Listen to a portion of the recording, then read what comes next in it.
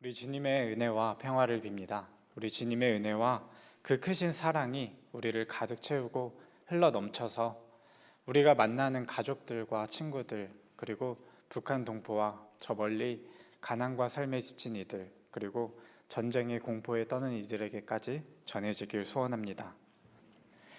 늘 은혜를 사모하는 마음으로 이 자리에 나오신 여러분을 환영합니다. 오늘도 넘치도록 큰 은혜를 주실 줄 믿습니다.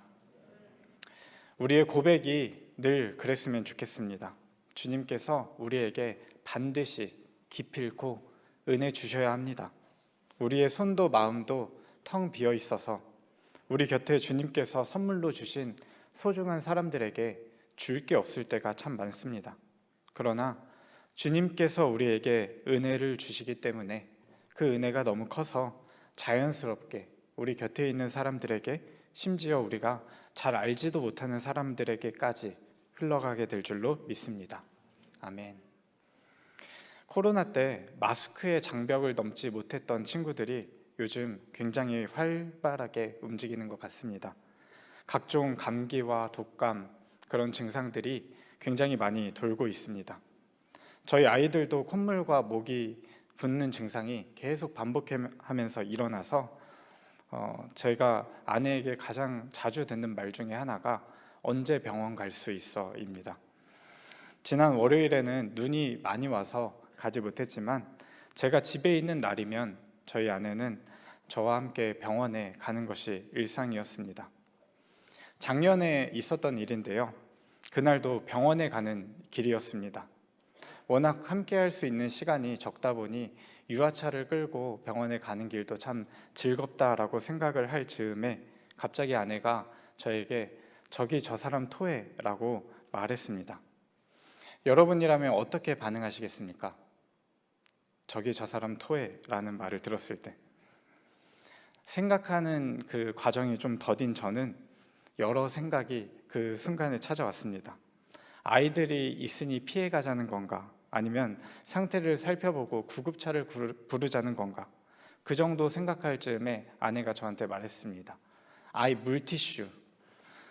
분명 저한테 그런 말을 한 적이 없는데 물티슈를 달라고 하더니, 그래서 그 물티슈라는 값이 입력된 저는 가방을 어기적 찾고 있었는데 그것도 기다리지 못하고 체감 시간으로 불과 몇 초밖에 흐르지 않았는데 아내는 저를 제쳐두고 물티슈를 직접 꺼내어 그 아저씨에게 다가갔습니다.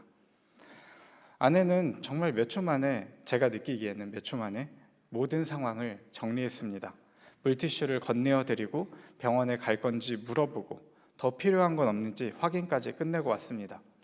저는 그 상황을 멀뚱멀뚱 바라보면서 지금 이 상황이 자칫하면 강도 만난 이웃을 두고 지나가던 제사장이나 레위인이 될 뻔한 상황인 건가, 그런 생각에 잠겨 있을 즈음에 아내가 말했습니다. 빨리 건너.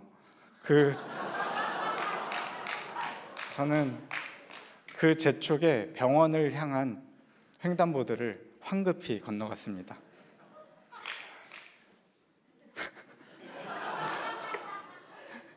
이날 저한테 가장 기억에 남는 것은 다른 게 아니라 제가 아내를 너무 모른다는 느낌이었습니다. 꽤 오래 같이 살았는데 이런 상황을 맞닥뜨렸을 때 저희 아내가 이렇게 반응할 줄 몰랐습니다.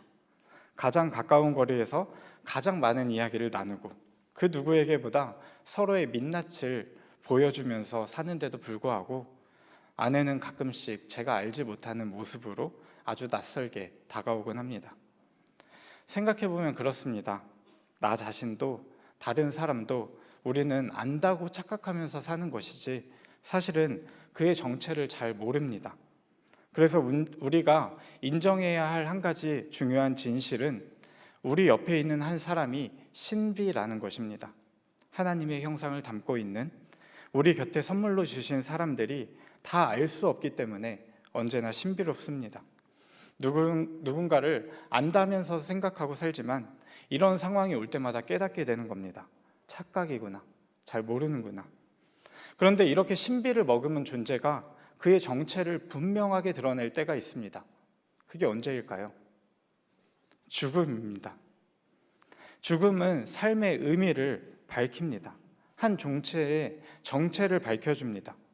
이전에 한 사람의 그 삶을 죽음이 완성한다라는 말이 저한테는 결코 와닿지 않았었습니다. 굉장히 추상적이고 철학적이라는 생각이 들었었죠. 그런데 그 말을 직접 경험해 보니까 정말 그랬습니다. 누군가의 죽음을 경험하고 나니 떠나보낸 사람이 나에게 어떤 사람이었는지, 그 사람이 나에게 어떤 의미였는지 죽음을 경험하고 나서야 비로소 깨닫게 되었습니다. 상실의 슬픔을 머금고 파도치듯이 나한테 찾아오는 그분에 대해서 생각하게 되고, 그러면서 그의 정체가 명확해졌습니다. 나아가 이 경험은 저에게 표지판처럼 제가 어떤 사람인지, 어떤 사람이 되어야 하는지까지 가리키고 있었습니다.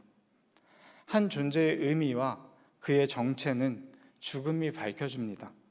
그래서 우리가 살아가면서 경험하게 되는 많은 죽음들을 기억하는 일은 너무나도 중요합니다. 우리를 이전과 같을 수 없게 만들기 때문입니다. 그것이 우리에게 새로운 정체성을 부여하기 때문입니다. 베드로야말로 죽음과 그 이후의 변화, 그러니까 지금껏 우리가 나눈 이야기를 경험한 사람이었습니다. 베드로는 자타공인 예수님의 수제자였죠. 그러나 그는 가까이 두고 모셨던 예수님도 몰랐습니다. 뿐만 아니라 주님을 따르던 자신이 누구인지도 잘 몰랐습니다. 그런 베드로가 완전히 달라지는 사건이 있었습니다. 바로 예수님의 십자가 죽음이었습니다. 예수님의 죽음 직전까지 그는 자신의 삶을 의심했습니다. 자신의 길을 의심했습니다. 절망적인 상황이 찾아왔을 때 이게 아닌가 하는 그런 의심과 불안, 두려움에 빠져서 그토록 오랫동안 마음을 나누고 가장 가까이에서 함께 지냈던 그 주님을 3번이나 부인했습니다. 그때 했던 베드로의 고백은 굉장히 정직한 고백입니다. 나는 알지 못합니다. 그분이 누구인지 나는 모릅니다. 나는 도무지 그분을 알지 못합니다. 이렇게 말했던 베드로의 고백은 진실입니다. 예수님의 죽음 직전까지 베드로는 도무지 예수님을 알지 못했습니다.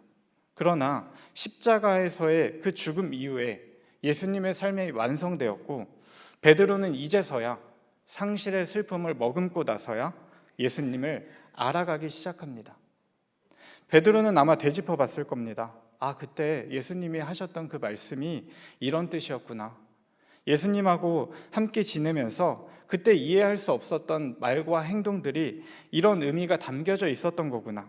그리고 무엇보다 내 생명을 부지하기 위해서라면, 나 자신을 위해서라면 버리고 부정하고 부인할 수도 있었던, 넘길 수도 있었던 그 예수님을, 나한테 그렇게 크게 다가오지 않았던 그 예수님의 존재를 내가 이렇게까지 사랑했구나.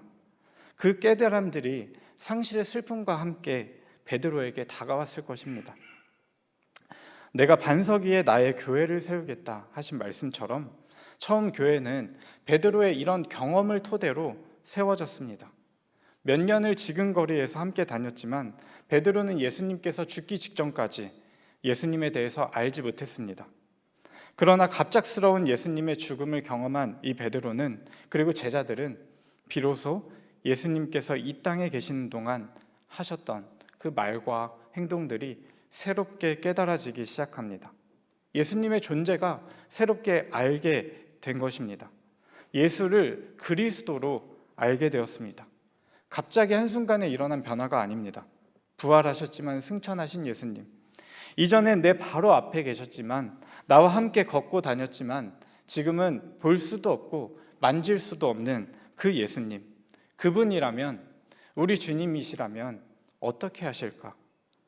이렇게 고민하고 기도하는 동안에 그는 점차 예수님을 닮아가기 시작했습니다. 주님의 인자하심을 맛보면서 새로운 정체성이 형성되게 된 것입니다. 때로 두렵고 불안한 때도 있었지만 주님의 뜻이 나를 통해서 이 땅에서 계속되길 바라면서 끝까지 포기하지 않았습니다. 전설에 따르면요, 베드로는 그렇게 살다 십자가에 거꾸로 매달려 죽음을 맞이했다고 합니다. 한 알에 미리 살아있을 땐 이 베드로와 제자들이 굉장히 오합지졸처럼 보였는데 땅에 떨어져 죽게 되었을 때 제자들은 비로소 열매가 되었습니다. 불과 한 세대가 흐르는 사이에 예수님께서 전하셨던 그 하나님 나라의 복음은 이 제자들을 통해서 예루살렘과 사마리아, 온 유대를 넘어서 지금의 튀르키예 지역인 소아시아와 지금의 그리스인 마게도니아 지역, 그리고 제국의 심장부인 로마에까지 전해졌습니다. 그리고 오늘 이렇게 교회로 모인 우리에게 이르기까지 그리스도의 복음은 예수 그리스도의 십자가의 죽음을 기억하면서 주의 인자하심을 맛본 그렇게 새로워진 정체성을 가진 제자들에 의해서 이어져 온 것입니다. 이게 어떻게 가능했을까요? 오늘 우리에게 주신 말씀은 그 베드로가 쓴 편지에서 그리스도인의 정체성이 정해지는 두 가지 단서를 우리에게 전해줍니다. 첫째로, 주의 인자하심을 맛보았다면 그리스도인은 무엇보다 신령한 젖을 사모하는 사람들이 되어야 합니다. 메멘토 모리라는 말을 들어보셨죠? 라틴어로 죽음을 기억하라 라는 말입니다. 이 말이 원래 쓰였던 곳은 그 로마 제국에서 전쟁에 나갔다가 전쟁에서 이기고 온 그 병사들과 장군이 돌아올 때 그 로마의 시민들이 이 군대를 향해서 외쳤던 말입니다. 지금은 승리해서 돌아왔지만 언젠간 죽음을 맞이할 것을 기억하라. 그러면서 겸손하라 라는 것이죠. 이렇게 죽음을 기억한다라는 것은 나도 언젠가 죽을 거라는 그 사실 또한 기억하는 것입니다. 예수의 십자가 죽음을 통해서 베드로는 죽음을 기억하는 사람이 되었습니다. 그가 평생에 그렇게 살았기 때문에 베드로는 그의 편지에서 그리스도인을 뭐라고 부릅니까? 나그네라고 부릅니다. 베드로는 주의 인자하심을 맛본 그리스도인의 정체성을 이 편지에 담아낸 것입니다. 그리고 나그네는 남들처럼 여기서 이 땅에서 영원히 살 것처럼 살아가지 않습니다. 잠시 살아가는 것을 늘 의식하면서 살아갑니다. 끝이 있다라고 하는 것을 생각하면서 기억하면서 살아갑니다. 죽음을 기억하기 때문에, 그리고 부활을 소망하기 때문에 썩지 않고 더럽지 않고 쇠하지 않는 유업을 이어갑니다. 그래서 베드로는 소아시아 지역의 가난과 삶에 지친 그리스도인들에게, 삶의 가장자리에 내몰린 이들에게 이렇게 살도록 당부했습니다. 2장 1절에서 3절을 함께 읽겠습니다. 그러므로 모든 악독과 모든 기망과 외식과 시기와 모든 비방하는 말을 버리고 갓난 아기들과 같이 순전하고 신령한 젖을 사모하라. 이는 그로 말미암아 너희로 구원에 이르도록 자라게 하려 함이라. 너희가 주의 인자하심을 맛보았으면 그리하라. 이 편지를 받아서 돌려 읽었었던 그 소아시아 지역에 살던 그리스도인들의 삶이 어땠을까요? 굉장히 힘겨웠습니다. 그들이 가진 신앙 때문에 늘 사회에서 주변인으로 살 수밖에 없었습니다. 사회에서 변두리로 내몰릴 수밖에 없었습니다. 그리스도의 복음을 받아들이고부터 이전에 그 문화에서 늘 참여해야 했던 그 장례 만찬 모임에 참여할 수 없었습니다. 곳곳에 놓아두었던 그 이방 신의 형상을 집과 또 일터에서 다 치웠습니다.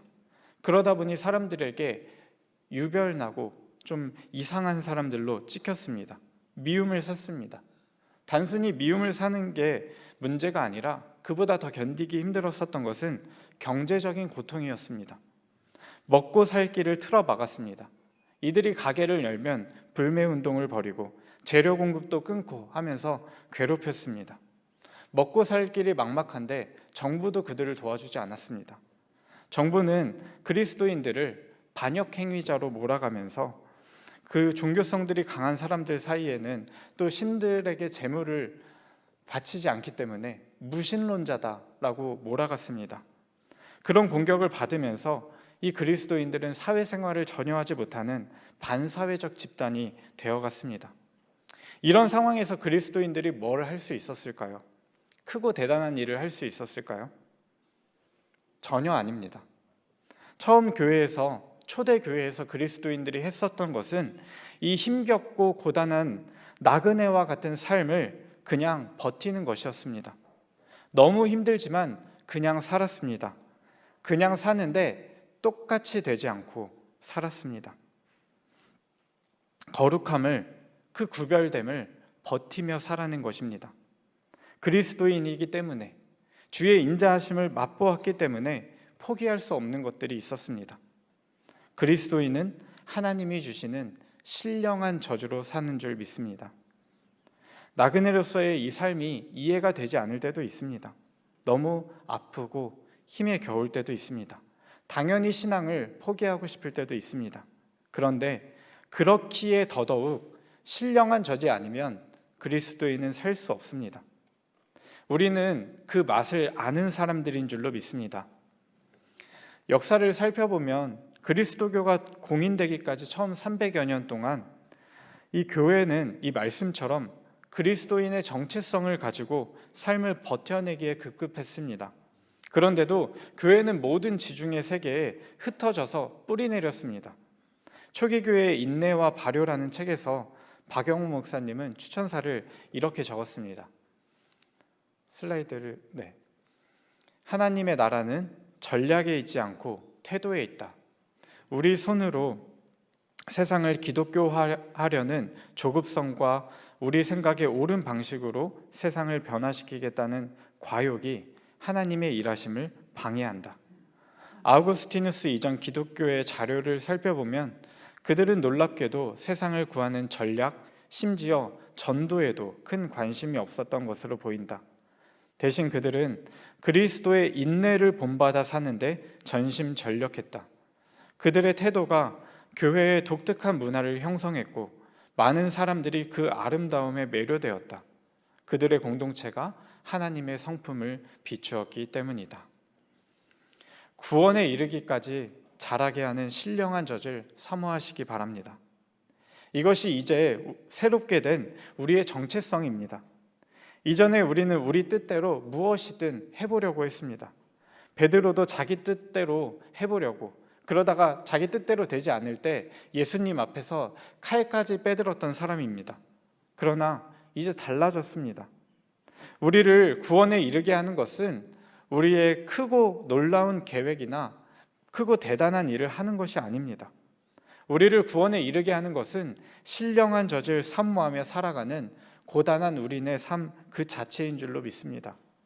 우리를 구원에 이르게 하는 것은 아침마다 새롭게 주시는 주님의 말씀의 은혜인 줄로 믿습니다. 베드로전서 2장 1절과 3절 같은 노래가 시편에도 있습니다. 시편 131편인데요. 이것이 새로운 정체성을 가진 우리들의 좌우명과 같은 말씀이 되었으면 좋겠습니다. 함께 봉독하겠습니다. 여호와여, 내 마음이 교만하지 아니하고 내 눈이 오만하지 아니하오며 내가 큰 일과 감당하지 못할 놀라운 일을 하려고 힘쓰지 아니하나이다. 실로 내가 내 영혼으로 고요하고 평온하게 하기를 젖된 아이가 그의 어머니 품에 있음 같게 하였나니 내 영혼이 젖된 아이와 같도다. 이스라엘아, 지금부터 영원까지 여호와를 바랄지어다. 아멘.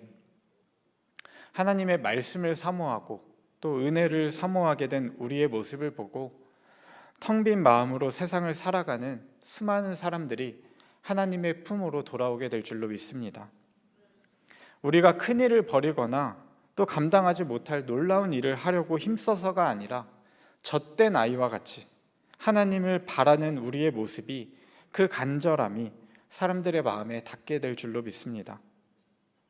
두 번째로 주님의 인자하심을 맛본 우리의 정체성은 연약함을 사랑하는 사람이 되는 것입니다. 이어서 2장 4절에서 5절 말씀을 새 한글 번역으로 함께 읽겠습니다. 주님께로 다가가십시오. 그분은 살아있는 돌이십니다. 사람들한테 쓸모없다고 버려졌지만 하나님께 선택받은 귀한 돌이십니다. 여러분 자신들도 살아있는 돌로서 성령님이 거하시는 집으로 세워지십시오. 그리하여 거룩한 제사장 일을 맡아 하나님이 기꺼이 받아주실 만한 영의 희생제물을 올려드리십시오. 예수 그리스도를 통해서 그렇게 하십시오. 교회에서조차 강함을 자랑하면 안 됩니다. 우리가 지금 무엇을 자랑하며 살고 있는지 돌아봐야 합니다. 바울은 분명 우리에게 약함을 자랑하라고 했는데, 개인적으로는 교회 경험 안에서 강함을 자랑하고 약함을 숨기는 그런 경험을 더 많이 했던 것 같습니다. 하나님이 은혜 주셔서 대학도 취업도 어떤 성취도 했다는 이야기는 많이 들어봤지만, 은혜 주셔서 입시에 실패했다, 은혜 주셔서 겸손하게 하셨다, 은혜 주셔서 아무리 안 돼도 노력해도 안 되는 상황을 마주하게 되었다, 은혜 주셔서 몸이 아파졌다, 은혜 주셔서 세상에 너무 많은 아픔들을 보게 하셔서 우울증이 생겼다, 이런 간증은 듣기가 어렵습니다. 예수님은 그 연약함 때문에 영웅과 같은 메시아가 아니어서 쓸모가 없어서 사람들에게 버림을 받았습니다. 그러나 하나님께서는 예수님을 선택받은 살아있는 귀한 돌로 세우셨습니다. 그 돌을 머릿돌 삼아서 교회를 세우셨습니다. 그런데 그 교회에서 약함이 아니라 강함을 자랑해야 할까요? 마찬가지입니다. 나그네와 같이 살아가면서 주변인으로 또 변두리로 내몰려 버티는 내 삶이 너무 작게만 보이고 또 쓸모없다 여겨질지도 모르겠습니다. 그러나 때로는 버티는 것이 전부인 우리네 삶이라 할지라도, 세상에서 연약하고 버림받았다라는 생각이 들지라도 하나님께서 선택하셨다고 합니다. 살아있는 돌과 같이 세우셨다고 합니다. 우리는 우리 삶이 성령이 거하시는 신령한 집을 짓는 데 쓰이도록 해야 합니다. 우리는 그러기 위해서 이 말씀에 깃들어 있는 정신을 회복해야 합니다. 연약함에 대한 사랑을 회복해야 합니다. 우리는 약한 것을 부정적으로 여깁니다. 그것은 우리가 자라나면서 세상이 우리에게 주입해 놓은 시선입니다. 우리에게 주어지는 슬픔과 아픔, 또 고난과 어려움, 이런 것들을 극복해야 되고 지나가야 될 대상으로 여깁니다. 그러나 지금 우리에게 들려지는 복음은 너무나도 분명합니다. 그런 우리의 삶을 통해서 신령한 집을 지으신다, 예수 그리스도를 통해서 그렇게 하신다라는 것입니다. 우리가 할 일은 일상의 제사장이 되어서 하나님이 받아주실 희생 제물을 올려드리는 것입니다. 그것은 사람들에게 버려지는 그 연약함을 소중히 여기는 일입니다. 그렇게 여기면서 하나님께 우리가 올려드리는 일을 하라는 것입니다. 그것이 바로 연약함을 사랑하는 일입니다. 하나님께서는 우리의 연약함을 사랑스럽게 또 자랑스럽게 바라보고 계십니다. 우리의 연약함 안에는 하나님이 베푸시는 엄청난 은혜와 비밀이 담겨져 있습니다.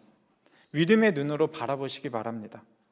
주님은 언제나 연약한 곳으로 또 낮은 곳으로 임하시는 분이기 때문입니다. 버려진 모퉁이 돌을 머릿돌로 삼으시는 분이기 때문입니다. 우리는 우리의 주어진 연약함 덕분에 주님을 만나게 됩니다. 그렇기 때문에 우리의 연약함은 우리 인생에 있어서 오히려 엄청난 기회이고 창조적인 삶의 시작이 됩니다. 그리고 이 연약함에 담긴 가장 큰 신비는 이 연약함이 한 사람의 문제가 아니라는 것입니다. 그 연약함은 우리의 지금 옆에 있는 사람들, 우리가 순모임을 할 때 만나는 사람들, 그리고 우리가 가늠할 수 없는 수많은 누군가의 기도 속으로 찾아가서 이 모든 사람들을 주님의 교회라는 이름으로 연결시키고 한 몸이 되게 합니다. 연약함을 매개로 지금 이렇게 풍성한 생명의 공동체가 피어나게 되는 것입니다. 연약함의 가치를 모르는 이들은 연약함에 걸려 넘어지지만, 그러나 우리는 연약함을 통해서 예수 그리스도의 구원을 이뤄가는 줄로 믿습니다. 그러니까 우리는 앞으로 우리에게 주어진 연약함을 사랑하고 또 감사해야 합니다. 우리가 기도 제목을 듣게 되고 기도할 때 그 중에 우리가 형편을 잘 아는 사람도 있고 처지를 잘 아는 사람도 있고 잘 모르는 사람도 있을 겁니다. 누군가가 교회에 내어놓는 그런 기도 제목들 때문에 연약함과 아픔들 덕분에 우리가 교회로 세워지고 있는 줄로 믿습니다. 꼭 기도 제목을 내놓지 못했어도, 알리지 못했어도 우리 주변에 우리가 아는 아픔이 찾아온 분들이 얼마나 많습니까? 그분들에게 감사와 사랑을 표현할 수 있는 우리가 되었으면 좋겠습니다. 덕분에 우리가 교회로 세워지고 있다, 신앙으로 고백할 수 있으면 좋겠습니다. 이 모든 것이 연약함 덕분입니다. 그 연약함을 사랑하는 우리가 되길, 우리 수원성 청년 공동체가 되길 축복합니다. 끝으로 9절의 말씀을 함께 읽겠습니다. 그러나 너희는 택하신 족속이요 왕같은 제사장이요 거룩한 나라요 그의 소유가 된 백성이니 이는 너희를 어두운 데서 불러내어 그의 기이한 빛에 들어가게 하신 이의 아름다운 덕을 선포하게 하려 하심이라. 아멘. 교회는 하나님께서 특별히 아름다운 덕을 선포하게 하시려고 어두운 데서 불러낸 새로운 정체성을 가진 성도들의 공동체입니다. 제가 한창 동화책을 읽어줘야 하는 그 나이대 아이들과 살고 있는데요, 이전에 전혀 모르던 동화책들을 접하게 되곤 합니다. 내 차를 운전하기 위해서는 이라는 동화책을 언젠가 읽은 적이 있는데요, 그 내용이 우리 모두 어릴 때는 부모님 차를 같이 타고선 아빠가 운전하는 것을 보고 또 배우지만 나중에는 결국 내가 그걸 보고 배워서 언젠가 내 손으로 직접 운전을 해야 된다는 내용입니다. 차로 비유했지만 우리네 삶이 그렇다라는 것이죠. 부모님이 운전하는 모습을 잘 지켜봐야, 그런 모델이 있어야 나중에 스스로 운전을 할 수 있게 된다라는 그런 내용을 담은 그림책입니다. 신앙도 마찬가지입니다.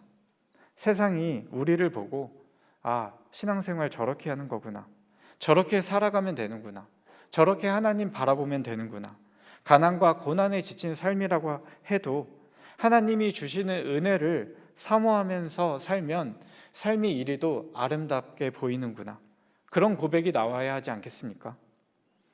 새로운 정체성을 가지고 힘들고 고단한 삶이어도 소망을 품고 버텨내는 그리스도인들은 닮고 싶은 사람이 됩니다.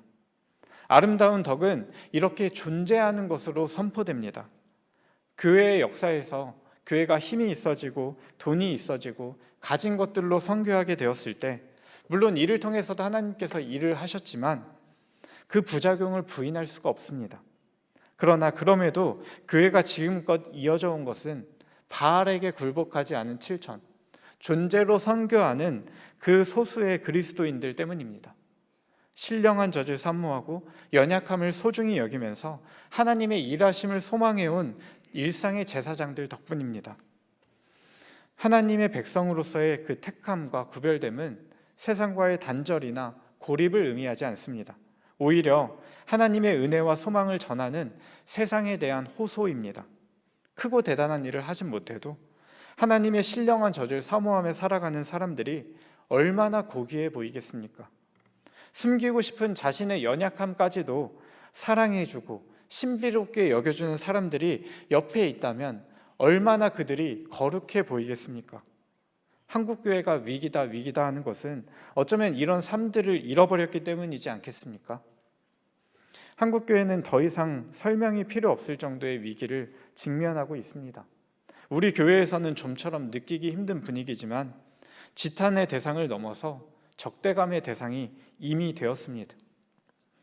베드로의 편지를 받았던 이 이방 그리스도인들의 삶과 그 상황과 그리 멀리 떨어져 있지 않습니다. 베드로가 고난과 박해 속에서 이렇게 선행을 강조하는 것은 이런 이유 때문입니다. 유대적 율법주의가 말하는 그 정죄하는 선행이 아니라 존재가 선한 상태로 살아가는 것, 국가나 가정에서 단순히 기존 제도들을 잘 따르는 것에 그치는 것이 아니라 이방인의 타락한 생활과는 대조되는 그런 의로운 모습으로 살아가는 것, 악은 악으로 비방은 비방으로 갚는 것이 아니라 세상이 봐도 느껴지는 다른 깊이가 있는 삶을 살아내는 것, 새로운 정체성으로 살아내는 성도의 삶을 세상도 동경하고 기다리고 있습니다. 사랑하는 수원성교회 청년 여러분, 주님의 인자하심을 맛보았다면 우리는 이전과 같을 수 없습니다. 그래서 우리는 은혜 받은 사람들입니다. 주의 인자하심을 진정 맛보았다면 어떻게 우리가 이전과 같을 수 있겠습니까? 우리의 삶이 어떻게 변화되지 않을 수 있겠습니까? 이전과 같을 수 없는 우리의 새로운 정체성 때문에 신령한 젖을 사모하고 연약함을 사랑하며 선하게 존재하기 때문에 우리는 여전히 무너져가는 한국교회에서 빛을 비추게 될 줄로 믿습니다. 다른 어떤 것 때문이 아니라 그리스도인의 삶을 살아내서 그 정체성을 품고 그 고단한 삶을 견뎌내서 세상을 썩지 않게 하는 작지만 영향력 있는 소금이 될 줄로 믿습니다. 새로운 정체성으로 존재하는 교회인 우리들을 통해서 세상은 하나님의 구원을 얻게 될 줄로 믿습니다. 아멘.